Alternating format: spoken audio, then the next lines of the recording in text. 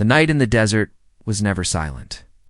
Even when the stars glittered like 1,000 shards of broken glass scattered across the heavens, even when the wind whispered like ghosts through the dunes, there was always the sound of chains. Amina had long since learned that she woke not by choice but by the rattling of iron.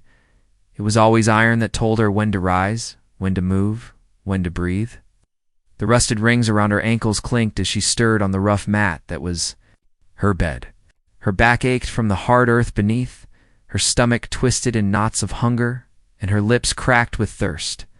She was barely 20, yet her body carried the exhaustion of someone 3 times her age.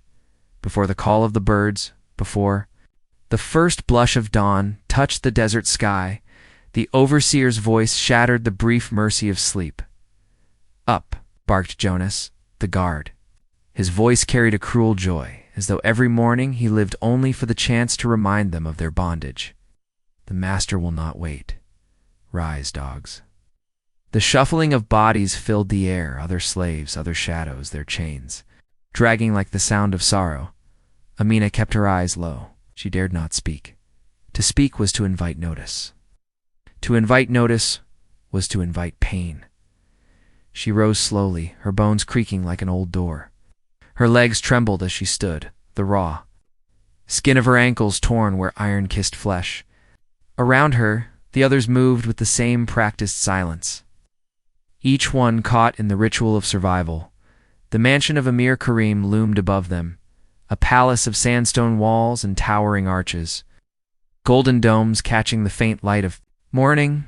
It was beautiful to the eyes of those who lived free, but to Amina, it was a prison. Each stone carried whispers of suffering, each courtyard stained with unseen tears. Jonas struck his whip against the ground. "Move!" The slaves scattered into their tasks. Some went to fetch water from the well, some to clean the courtyard, others to the kitchens. Amina was sent to sweep the great hall, her first duty of the day. She took up the broom heavier than it should have been in her weak hands, and walked barefoot across the cold marble floor. The hall smelled of spices and incense, remnants of last night's feast.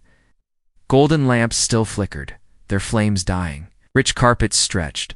Across the floor, patterns of wealth that Amina had to keep spotless. Her stomach growled, but she ignored it. Food was not hers to desire.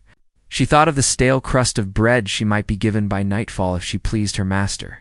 As she swept, the silence of the hall pressed against her. Every movement was mechanical. Sweep, bend, gather, repeat. But in her mind, another world lived. She remembered the river of her childhood, cool water splashing against her legs as she and her little sister Nia played beneath the sun. She remembered the laughter of her mother, Amma, grinding millet while humming old songs. She remembered freedom, the feel of grass, the warmth of love. But memory was a double-edged blade. Each image cut deeper because it belonged to a world stolen from her. "Faster," Jonas growled, passing through. Eyes lingered on her for a moment, not with pity, but with the cold assessment of a butcher measuring meat. Amina lowered her gaze, sweeping quicker. By the time the sun rose, fully, her arms ached, and sweat glistened across her brow. She heard the stirrings of the household, doors creaking open, servants moving, the distant voice of Emir Karim calling for his morning prayers. Amina froze at the sound of his voice. It was not loud, not harsh, but it carried the weight of command. Emir Karim did not need to shout. His silence alone was terrifying. When he entered the hall, Amina bowed her head so low that her forehead nearly touched the floor. She dared not look at him. He was dressed in white robes, embroidered with gold, a turban wrapped tightly around his head. His beard was neatly trimmed, his face smooth, almost serene. But his eyes were shards of ice. No warmth in them, only control. "Amina," he said softly. Her name in his mouth felt like a curse. "Yes, master," she whispered, her voice trembling. "You will bring water to the courtyard. The guests will arrive this evening. Everything must shine. Do not fail me." "Yes, master." He walked past her, his sandals clicking softly on the marble. She did not breathe until he was gone. The courtyard was alive with heat by mid-morning. The sun blazed down like a merciless overseer, scorching the sand until it seared her feet. Amina carried a jar of water, heavy and rough against her raw palms. Each step was agony, but she moved quickly. Knowing hesitation meant the whip. The well was far, carved deep into the earth. Other slaves stood in line, drawing water, their faces hollow, their lips cracked. No one spoke. Words were dangerous. When Amina's turn came, she bent to lift the bucket. Her muscles screamed. The chain on her ankle clanged. Sweat dripped into her eyes. As she poured the water into her jar, she felt her knees nearly buckle. For a brief second, she imagined letting go, letting the jar shatter, letting the water spill, letting her body collapse onto the burning sand. But survival was stronger than despair. She straightened, clutching the jar to her chest. On her way back, a memory rose unbidden. Her sister's laughter. Nia, only 8, running barefoot through the fields, her braids bouncing. That laughter had been silenced the night raiders came. Men had bound Amina's arms, burned the village, dragged them away. She had not seen Nia since. The jar grew heavier in her hands, but she carried it still. Because somewhere deep inside, a whisper told her she must endure, if not for herself, then for the ghost of her sister. By evening, the mansion glowed with lanterns. Perfumes filled the air, silks rustled, and guests arrived in flowing robes. Amina moved among them like a shadow, unseen, unheard, carrying trays of fruit and wine. Her body ached, her stomach empty, but she did not falter. She bowed when told, knelt when ordered, smiled when commanded. The guests laughed, their voices echoing against the golden walls. They saw only luxury, never the chains behind it. As the night deepened, Amina's legs trembled, her eyes burned. With exhaustion, she longed for sleep, for rest, for something more than survival. But she knew dawn would come, and with it the chains would rattle again. The sun had not yet climbed to its zenith, yet the air already shimmered with unbearable heat. The desert did not grant mercy. It roasted, pressed, smothered. Within the sandstone walls of Amir Karim's palace, the heat magnified, turning every errant into torment, every breath into a test of endurance. For Amina, there was no distinction between body and chain anymore. The iron on her ankles had grown into her skin, the scars permanent, as though the master had branded her not with fire but with time. She was scrubbing the marble floor of the courtyard when Jonas's shadow fell across her back. "You missed a corner," he said flatly. Amina froze. She dared not turn her head, dared not speak.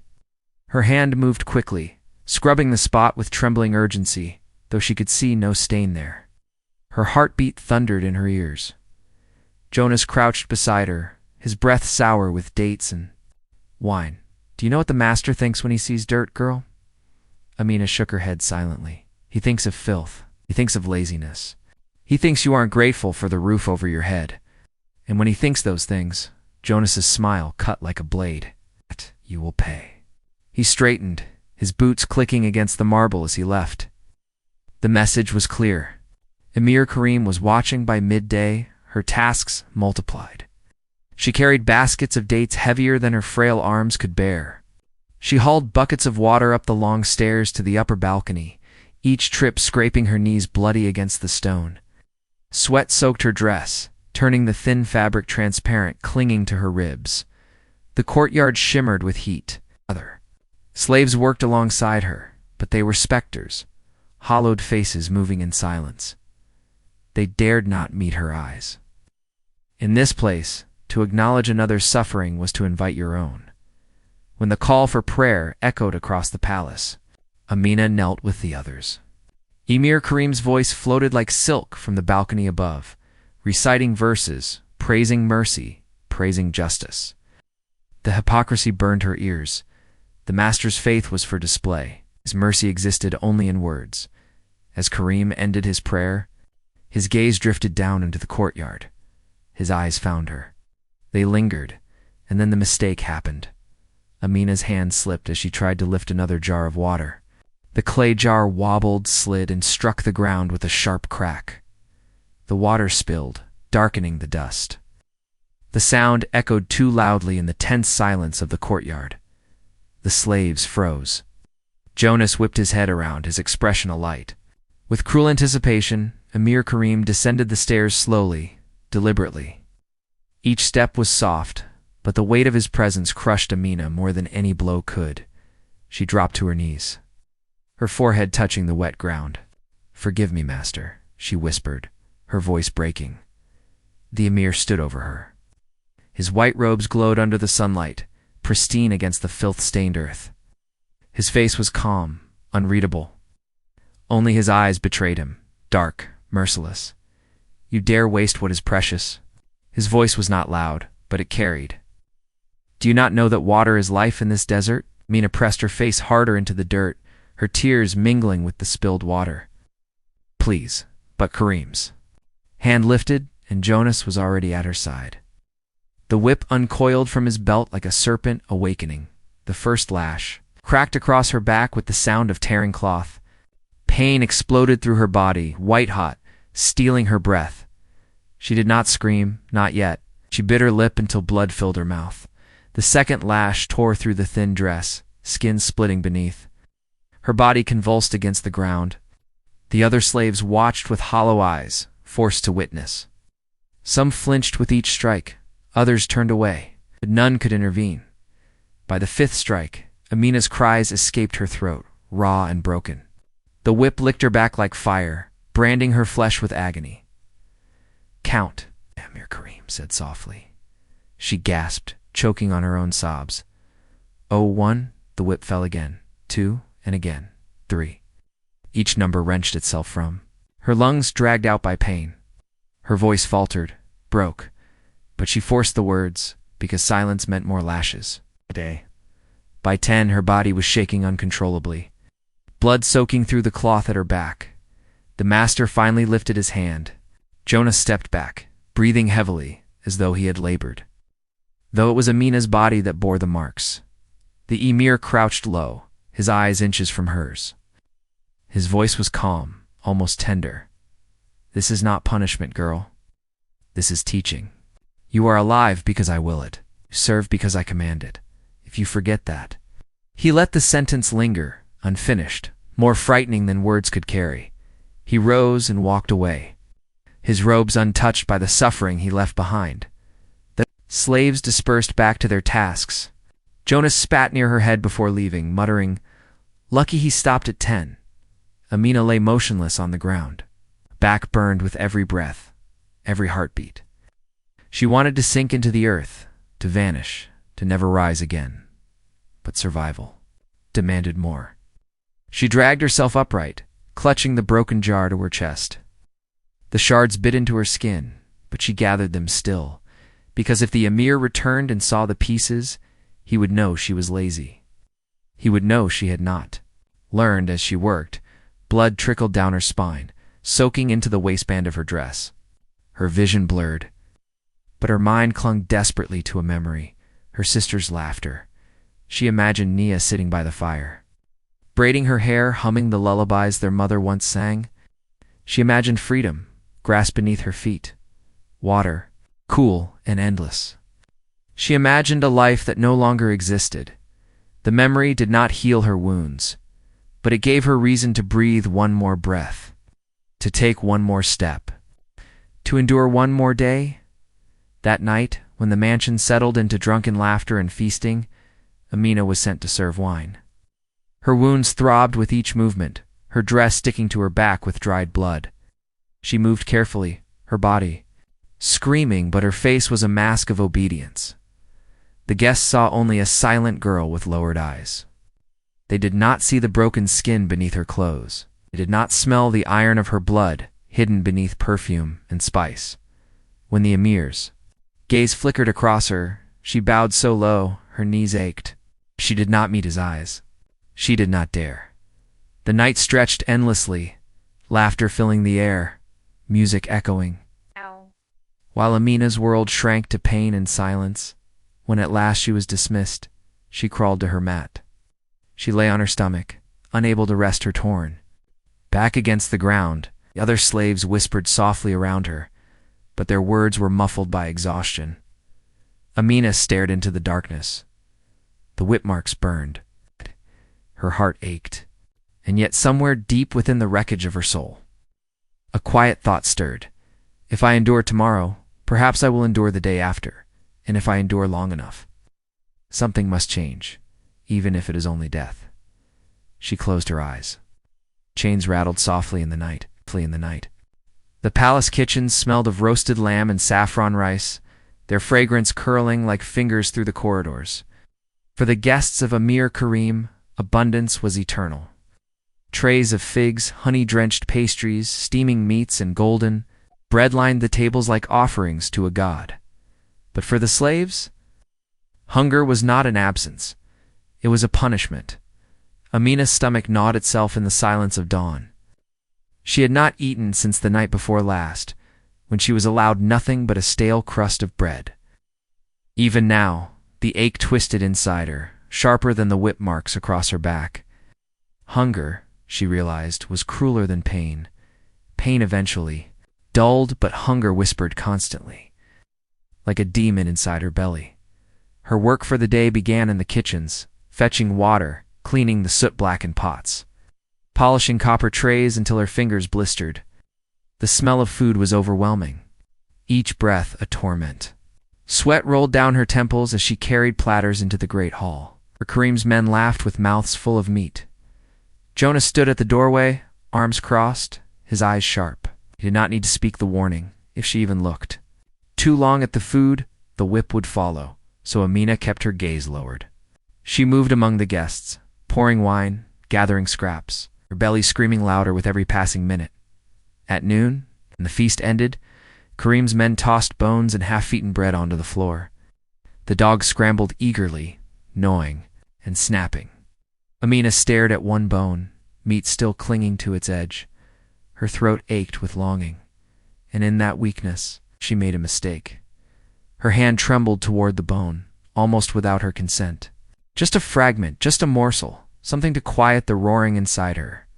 Her fingers brushed. Jonas's boot crushed her hand against the stone. She gasped, stifling a cry as pain surged through her bones. Jonas leaned down, his smile dripping with mockery. Hungry little rat. She tried to pull her hand back, but his weight pinned it. No, sir. Please. His boot pressed harder. She felt the bones of her hand scream. Emir Karim's voice cut across the hall like a knife. What is this? The room fell silent. All eyes turned. Jonas straightened, bowing quickly. The girl was stealing, master. Karim rose slowly, his robe sweeping the ground. He walked toward Amina, his face unreadable. She pulled her hand to her chest, trembling. Stealing, he repeated softly, his gaze lowered to her hollow belly, then back to her eyes. And after all, I provide. Gestured to the slaves at the edge of the room. Take her outside. The courtyard stones blazed under the midday sun. Amina was dragged into its center, the eyes of every slave upon her. Karim stepped into the circle, his shadow falling across her. Hunger is a beast, he said, his voice calm, almost instructive. If left unchecked, it destroys discipline, so hunger itself must be tamed. Jonas brought forward a bowl, steaming rice, roasted lamb glistening with fat. The scent alone nearly drove Amina mad. Her mouth watered uncontrollably, her body trembling. Eat, Karim said simply. Her eyes widened. Was this a trick? Slowly, she reached the whip cracked across her wrist. She cried out, recoiling. Not with your hands, the emir murmured. With your mouth. Crawl. A ripple of cruel laughter spread through the guards. Amina's heart twisted, shame and hunger warring inside her. But survival was louder than pride. She dropped to her knees, crawled, lowered her face toward the bowl like an animal, and just as her lips brushed the rice, Jonas kicked the bowl. Food spilled into the dirt, scattering like jewels on the dust. The slaves watched in silence as Amina scrambled desperately, gathering grains with her tongue, ignoring the grit, the filth. Her tears salted the rice, but she devoured every speck she could find, because hunger allowed no dignity. The guards laughed. Jonas clapped his hands. Karim only watched, his eyes calm, unreadable. When the last grain was gone, Karim crouched. Before her, Do you understand now? Amina nodded frantically, breathless, rice and dirt still stuck to her lips. Good, he said softly, because next time there will be nothing. Ow. That night her body shook with weakness. She lay curled on her mat, her stomach still hollow, her back aflame. Other slaves whispered around her, some murmuring prayers, others muttering curses under their breath. But Amina stared into the dark, her heart breaking with each slow beat. Hunger was no longer just emptiness. Hunger was humiliation. Hunger was another chain. She remembered her sister's face again. But even the memory felt fragile, fading beneath the weight of starvation. If I endure tomorrow, will I still remember who I am? The thought haunted her as sleep finally dragged her down. The first night Tit began with a command. Kareem had been pacing his chamber, his temper sour from some failed negotiation. His eyes landed on Amina, who stood in the corner with a water jug. You, he said simply, you will not sleep tonight. Blinked, uncertain. Surely she had misheard. He turned sharply. Do you question me, no master? Her voice cracked. Good, then stand there, by the door. Do not move until sunrise. The words hit her like a blow. Her body already ached from the day's labor, her belly hollow from near starvation. But she nodded. Yes, master. And so the night dragged on. Her eyelids grew heavier with each passing hour. Her knees trembled. Her back screamed. Where the whip had broken skin. Shadows lengthened on the walls as the lamps guttered. She bit her tongue to keep from swaying, from collapsing. Every time her head dipped, Jonas's eyes would glint from across the hall. He sat comfortably in a chair, watching her, amused. A single word from him could bring Kareem's wrath. So she stayed upright, though every muscle begged for rest. By dawn, when the call to prayer echoed across the city, her vision blurred with exhaustion. She thought, for a heartbeat, that perhaps now she would be dismissed to her mat. But Kareem only said, the day begins, fetch water. She obeyed. The second night the next day was worse. Fatigue dragged at her every step, her arms like lead as she carried buckets, polished brass, swept endless corridors. She stumbled twice, once dropping a jug. For that mistake, Jonas lashed her with a switch until welts rose across her shoulders. Night, again. Kareem forbade her sleep. Stand. Eyes open. Until I say otherwise? Her body shook violently by midnight. She hallucinated fleeting figures in the corners. Her sister, her mother smiling sadly before melting back into the shadows. She whispered prayers beneath her breath, though her cracked lips could barely form the words. Lord, keep me standing. Lord, don't let me fall. But by dawn, she collapsed. Jonas dragged her upright by the hair and splashed cold water across her face. Kareem did not even glance at her. Ow. He simply ordered back to work. The third night and the third night. Something inside Amina began to break. Sleep deprivation was not like hunger or whipping. Pain she could endure. Hunger she could endure. But sleeplessness gnawed at her mind, shredded her thoughts, turned her own brain into an enemy. She could no longer tell. She was awake or dreaming. The lamps flickered and multiplied before her eyes. The walls seemed to breathe. When Kareem's voice cut through the silence, it warped strangely, echoing as if from a cavern. Why do you tremble? He asked. She tried to answer, but her words slurred. Jonas laughed softly. She's becoming an animal. Kareem's gaze lingered on her face. Oh, she is becoming nothing. Public display in the fourth day. Kareem made her stand in the courtyard through the heat of the afternoon. The other slaves were forced to watch as she swayed on her feet, sweat pouring, lips cracked and bleeding. Look, Kareem said, addressing them all. This is what happens to weakness. Sleep is a gift, and gifts can be taken away. When Amina finally collapsed to the stones, her body unable to resist, Kareem's voice was cold. Pour water on her. She will stand again. And she did, though every fiber of her being screamed for death. The breaking point by the fifth night. Amina no longer remembered her sister's face. Her thoughts unraveled, drifting into nonsense. She spoke to herself, whispered to the shadows. When Jonas barked at her, She flinched violently, though she had not even heard his words. Her body moved on instinct, not will. Her spirit was unraveling thread by thread, but somewhere deep beneath the exhaustion, a small ember burned. A voice she barely recognized whispered, "Endure, endure. If you break, he wins." It was fragile, flickering. But it was all she had left, the master's satisfaction on the seventh morning. When her body finally collapsed and would not rise again, Karim studied her with calm detachment. "She will live," he said. "But she has learned," and with that, he dismissed her to the dirt floor of the slave quarters, where she slept like the dead for the first time in a week. But even in that sleep, her body twitched, her lips whispered half-formed prayers. For, though her eyes were closed, the torment still burned inside her. Amina realized, even in dreams, that sleep itself had been stolen, no longer rest, but another prison.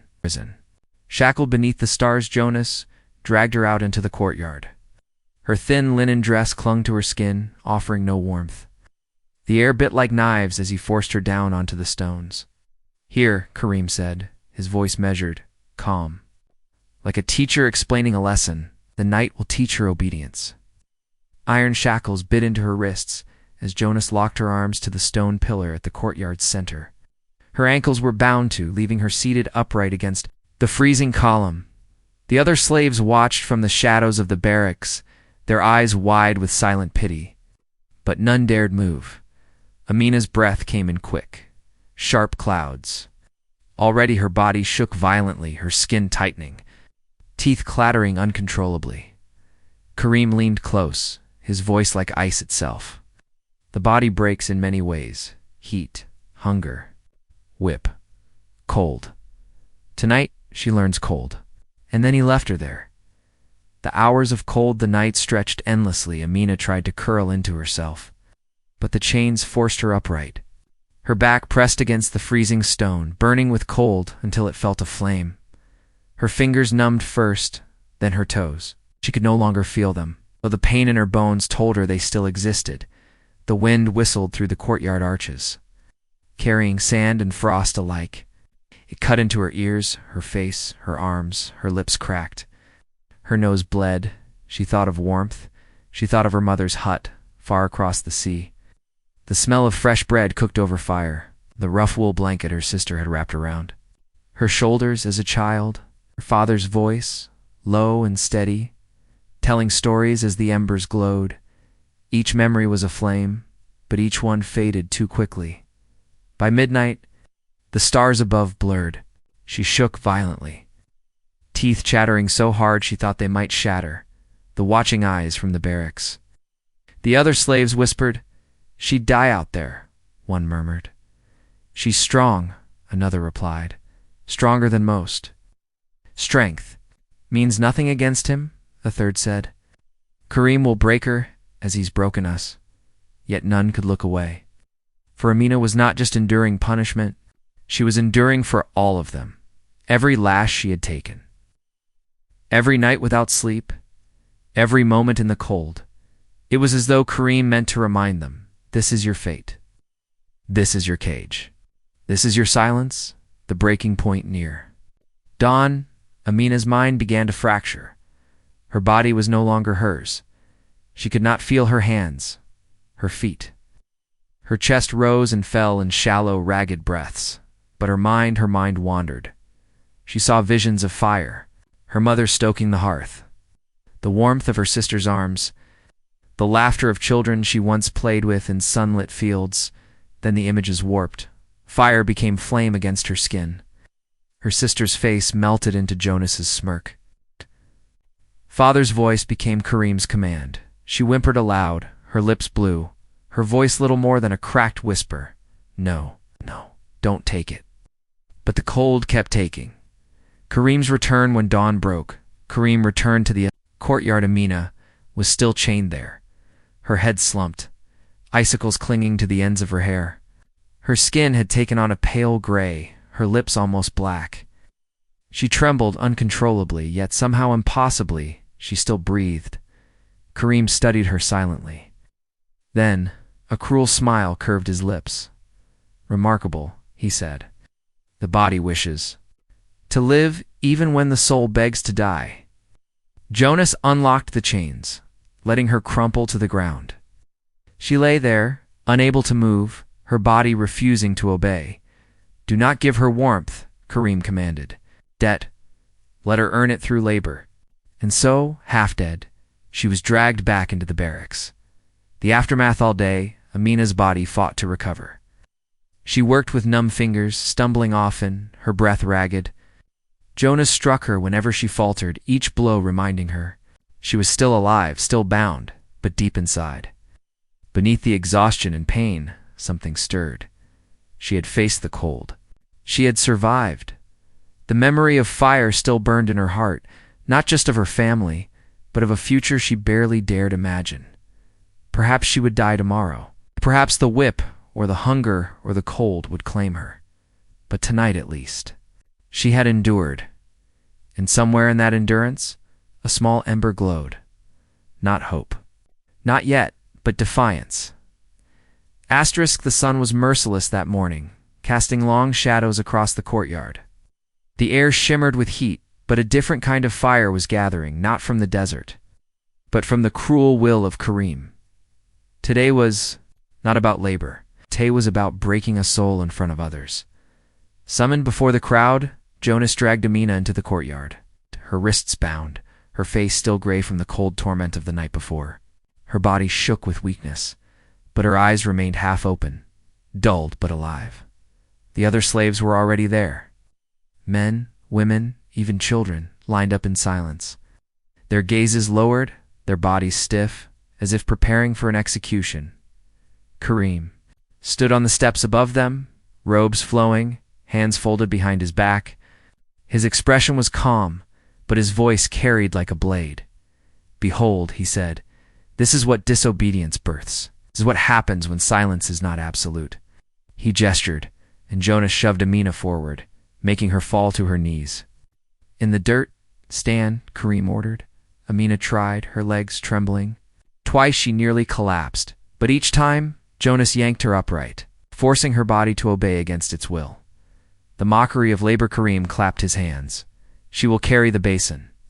From the side, a great bronze basin filled with water was brought out, so large and heavy that even 2 men might struggle with it. The slaves murmured quietly. It was impossible. "Lift it," Karim said. Amina stared at it. Her fingers twitched. Her muscles screamed in protest before they even moved. But slowly, shakily, she bent down, wrapped her frail hands around the basin's edges, and tried to lift. The basin rose an inch, 2, then fell again, splashing water across the dirt. Karim's voice thundered again. Arms shook violently, her teeth grit, her shoulders burning. She managed to raise it to her knees before dropping it once more. The crowd of slaves watched in silence.